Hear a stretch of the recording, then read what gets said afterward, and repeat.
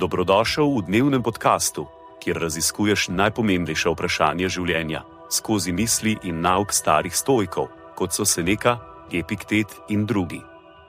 Vsak dan ti prinaša novo lekcijo o življenju, prilagojeno za človeka v modernem času. Današnja stoična misel je od Epiktet, razprave. Kdo torej je nepremagljiv?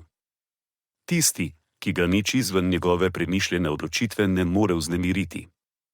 Konec citata. Sledi kratka razširitev te misli za modernega človeka.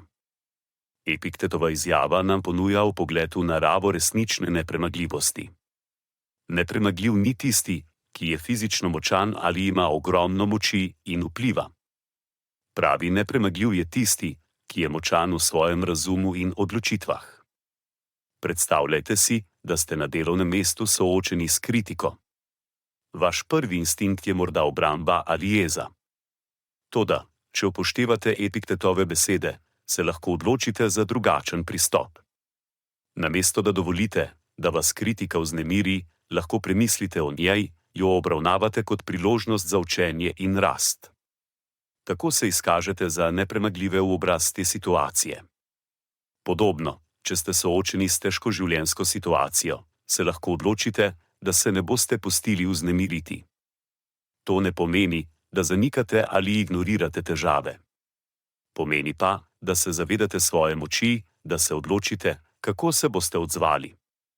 Ta sposobnost, da ohranite mirno glavo in delujete z razumom, tudi ko so stvari težke, je tisto, kar vas naredi nepremagljive.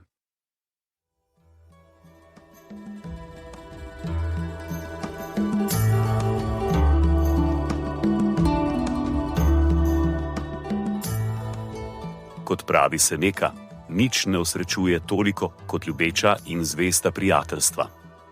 Zato podeli to epizodo z nekom, ki ti je blizu in ne pozabi slediti podkastu, da boš lahko obveščen, ko bodo objavljene nove epizode starih modrosti stoikov. Želim ti polno preizkušenj in poguma v tem dnevu.